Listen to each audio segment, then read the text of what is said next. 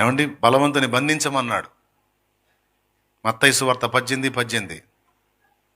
బలవంతుని ఇల్లు దోచుకోవాలంటే ముందు బలవంతుని బంధించాలి. భూమి మీద బలవంతుడు ఎవడు? సైతానుగాడు. వాడి ఇల్లు ఏంటి? భూమి. భూమి మీద మనుషుల్ని వశపరుచుకొని ఉన్నాడు. వాని చేతుల్లోంచి నశించిపోతున్న ఆత్మల్ని బయటికి లాగాలంటే ముందు వాడిని బంధించాలి. వాడిని బంధించే దేవుడు నువ్వా, దేవుడా? వాడి శక్తులు నిర్వీర్యం చేసి, వాని కార్యాలను నాశనం చేసి, వాడు కట్టిన కట్లు, మనుషుల మీద కట్టిన కట్లు తెంచి వాడిని చేష్టలు అడిగేటట్టు చూస్తూ కూర్చోబెట్టేటువంటి శక్తి దేవునికి ఉంది. ఆ దేవునికి ప్రార్థించి ప్రార్థనలో వాని శక్తులను బంధించడం ద్వారా నువ్వు వాటి గవిని స్వాధీనపరుచుకుంటావు.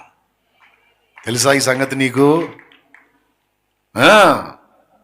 మీ తండ్రిది వాడు అడ్డగించాడు, వాడిని బంధించిన ఎడల నువ్వు వాడి ఇంటిని స్వాధీనం చేసుకోగలవు.